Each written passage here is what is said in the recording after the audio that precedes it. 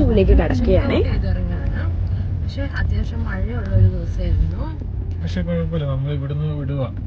ഇവിടുന്ന് ഇനി ഒരു ഡെസ്റ്റിനേഷൻ കൂടെ ഉള്ളൂ. ചിലപ്പോൾ ഇനി അവിടെ എത്തുമ്പോഴത്തേക്കും മഴയൊന്നും ഇല്ലാണ്ടാകാനും സാധ്യതയുണ്ട്. ഇന്നത്തെ നമ്മുടെ ഡെസ്റ്റിനേഷൻ എന്ന് പറയുന്നത് സൂപ്പർ ഡെസ്റ്റിനേഷൻ ആണ്. ഒരു ക്ലിഫാണ് നമ്മൾ കാണാൻ വേണ്ടിയിട്ട് പോകുന്നത്. അങ്ങനെ കുടയിലായിട്ട് മഴയിലായിട്ട് പോവുകയാണ്. പക്ഷെ രസമുണ്ടല്ലേ അടി? മഴയത്ത് ഇതുവരെ പോയിട്ടില്ലല്ലോ. അതെ, മഴയത്തൊരു ട്രിപ്പ് പോയി നോക്കാം. പോയി നോക്കാം.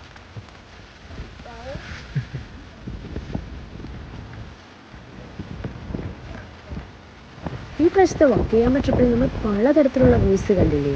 ആദ്യം നമ്മൾ നച്ചി ഫോൾസ് കണ്ടു, പിന്നെ ഹഷിഗുയ റോക്സ് കണ്ടു. ഇതാ ഇപ്പോൾ സാന്തൻ ബെക്കി ക്ലിഫിൽ എത്തിയിരിക്കുക. ക്ലിഫ് എന്നൊക്കെ പറഞ്ഞാൽ ഇത്ര ബ്യൂട്ടിഫുൾ ആണെന്ന് ഞാൻ ഇപ്പോഴാട്ടോ അറിഞ്ഞത്. ഞാൻ ഫോട്ടോസിലൊക്കെ കണ്ടപ്പോൾ നല്ല ഭംഗിയുള്ള പ്ലേസാണ്. ഇതുവരെ ഞാൻ ഇങ്ങനത്തെ ഒരു പ്ലേസിൽ വന്നിട്ടില്ല. അത് കാരണം വന്ന ഡെസ്റ്റിനേഷനാണ്. പക്ഷെ എന്താ പറയുക, ബ്രെഡ് ടേക്കിംഗ് വ്യൂ എന്നൊക്കെ പറയുന്ന സംഭവം.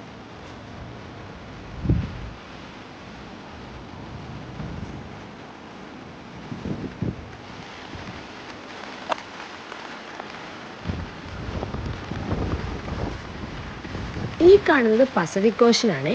നമ്മൾ ഏകദേശം ഒരു 50 മീറ്റർ ഹൈറ്റിൽ നിന്നാണ് ഓഷൻ കാണുന്നത്. ഈ ക്ലിഫ് ശരിക്കും പ്രകൃതി നമുക്ക് വേണ്ടി ഒരുക്കിയ ഒരു അത്ഭുതമല്ലേ. ഈ കടലും കാറ്റും മഴയും എല്ലാം കൂടെ കൂടി ചേർന്ന് ഈ പാറക്കെട്ടിനെ ഒരു വിസ്മയമാക്കി മാറ്റിയിരിക്കുകയല്ലേ.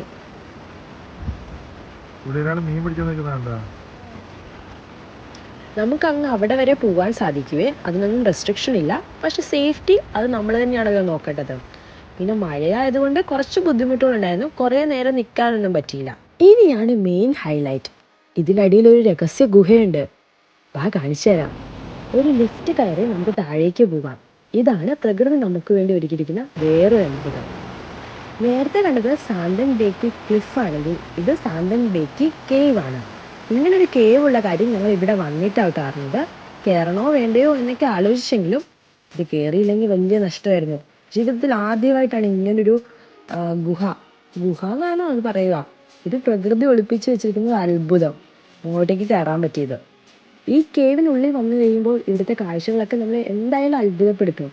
പക്ഷെ അത് മാത്രമല്ല, ഇത് ചരിത്രത്തിലും കുറേ പ്രാധാന്യമുണ്ടെന്നാണ് പറയപ്പെടുന്നത്.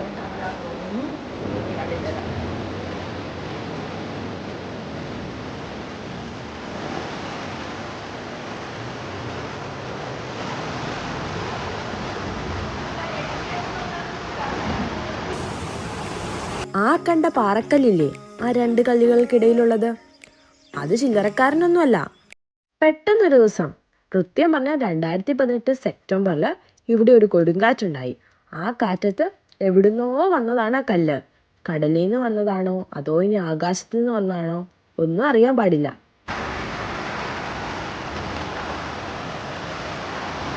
നേരത്തെ പറഞ്ഞില്ലേ ചരിത്രത്തിലും ഈ ഗുഹയ്ക്ക് സ്ഥാനമുണ്ടെന്ന്. വർഷങ്ങൾക്ക് മുമ്പ് കടൽ കൊള്ളക്കാര് കടലിൽ നിന്നും ശത്രുക്കളിൽ നിന്നും ഒക്കെ രക്ഷപ്പെടാൻ വേണ്ടിയിട്ട് ഈ ഗുഹയെ കയറി ഒളിച്ചിരുന്നു എന്നാ പറയുന്നത്. ഈ ഗുഹ മനുഷ്യനിർമ്മിതമല്ല കേട്ടോ. ഇത് പ്രകൃതി തന്നെത്താനെ ഉണ്ടാക്കിയ ഗുഹയാണ്. കടൽ വെള്ളം ഇങ്ങനെ പാറക്കെട്ടുകളിൽ അടിച്ച് ഇത് സ്വയമേ രൂപപ്പെട്ടതാണ്. ഇത് ലോകത്തിൽ തന്നെ റെയറായിട്ടുള്ള കുറച്ച് റോക്സ് ആണ്. ഈ ഫോട്ടോയിൽ കാണുന്ന റോക്കാണ് അവിടെ കാണിച്ചിരിക്കുന്നത്. അതിൽ ഓരോരോ ഹ്യൂമൻ ഫേസ് ഉള്ള റോക്കുണ്ട്, ലയൻ്റെ ഷേപ്പുള്ള റോക്കുണ്ട്. നിങ്ങൾക്ക് വല്ലതും തോന്നുന്നുണ്ടോ? ഞങ്ങളും കുറേ നേരം നിന്ന് നോക്കി. അവര് പറഞ്ഞതല്ലേ, ഏതെങ്കിലും സൈഡിൽ നിന്ന് നോക്കുമ്പോൾ അങ്ങനെ ഉണ്ടാവുമായിരിക്കും.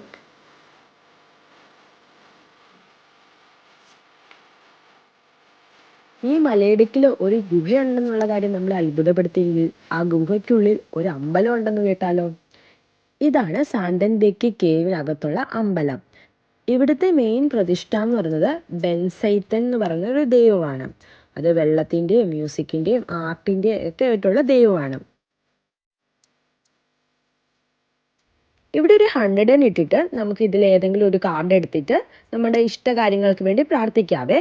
ഈ 100 നമ്മൾ സ്വയമേ ഇടുകയാണ് ചെയ്യേണ്ടത്. അത് വാങ്ങാൻ വേണ്ടിയിട്ട് അവിടെ ആൾക്കാരൊന്നുമില്ല. പിന്നെ ഇവിടെ നമുക്ക് നമ്മുടെ ഹെൽത്തിന് വേണ്ടിയിട്ടും കരിയറിന് വേണ്ടിയിട്ടും സേഫായിട്ട് നമുക്ക് ട്രാവൽ ചെയ്യാൻ പറ്റുന്നതിന് വേണ്ടിയിട്ടും ലവിന് വേണ്ടിയിട്ടൊക്കെ പ്രാർത്ഥിക്കാൻ പറ്റും. അതാണ് നമുക്ക് അതിനനുസരിച്ച് കാർഡ് എടുത്തിട്ട് ഇവിടെ ഇങ്ങനെ പ്ലേസ് ചെയ്താൽ മതി. എന്നിട്ട് പ്രാർത്ഥിച്ചാൽ മതി.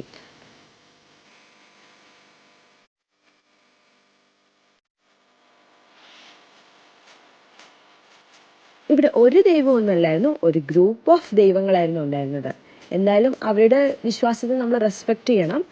ഇവിടെ പ്രാർത്ഥിക്കേണ്ട രീതി എങ്ങനെയാണെന്നൊക്കെ എഴുതി വെച്ചിട്ടുണ്ട്. ഫോറിനേഴ്സ് ഒക്കെ ഫുള്ള് വരുന്ന സ്ഥലമായതുകൊണ്ട് അത് നോക്കിയിട്ട് ചെയ്യേണ്ടവർക്ക് ചെയ്യാമല്ലോ.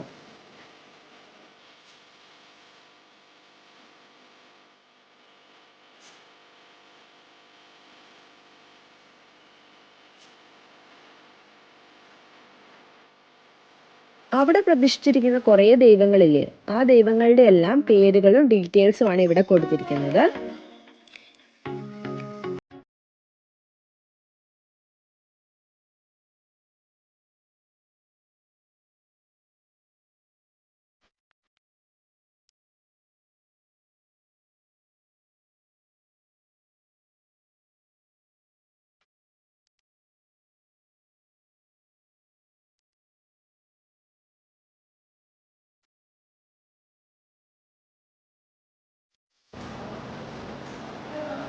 ഈ കേവിനെ പറ്റിയുള്ള ഹിസ്റ്ററിയൊക്കെ ഇവിടെ വളരെ ഡീറ്റെയിൽ ആയിട്ട് എഴുതി വെച്ചിട്ടുണ്ട്. അത് ജാപ്പനീസ് ലാംഗ്വേജിലും ഉണ്ട്, ഇംഗ്ലീഷിലും ഉണ്ട്.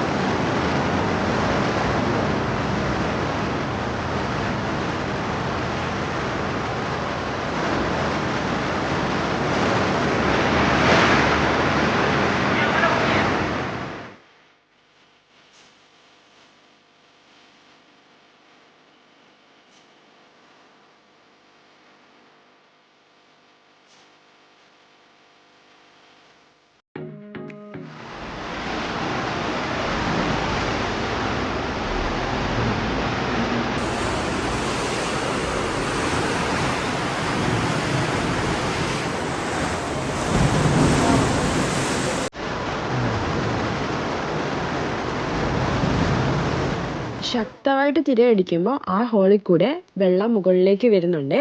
ആ കാര്യങ്ങളൊക്കെയാണ് അവിടെ എഴുതി വെച്ചിട്ടുണ്ടായിരുന്നത്.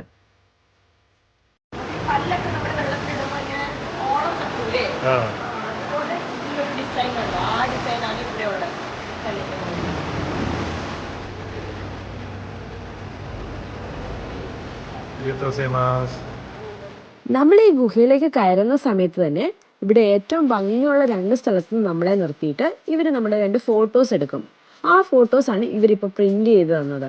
ഇതിന് എക്സ്ട്രാ ചാർജ് കൊടുക്കണേ. അങ്ങനെ ഗുഹ കണ്ടിട്ട് ഞങ്ങൾ ഇനി പുറത്തേക്ക് ഇറങ്ങി. ഇതാ ക്ലിഫിൻ്റെ ഏരിയ. ഇപ്പം മഴയൊക്കെ ചെറുതായിട്ട് കുറഞ്ഞിട്ടുണ്ട്. നമ്മൾ ആദ്യം ക്ലിഫ് കണ്ടപ്പോൾ നിന്ന സ്ഥലമില്ലേ, അവിടുന്ന് നോക്കിയപ്പോൾ അങ്ങ് ദൂരെ ഒരു ചേട്ടൻ മീൻ പിടിക്കുന്ന സ്ഥലമൊക്കെ കണ്ടില്ലേ, ആ ഭാഗത്തേക്കാണ് നമ്മളിപ്പോൾ നടക്കുന്നത്. അങ്ങോട്ടേക്ക് റെസ്ട്രിക്ഷൻ ഒന്നുമില്ല, പക്ഷെ നമ്മുടെ സേഫ്റ്റി നമ്മൾ തന്നെ നോക്കണേ.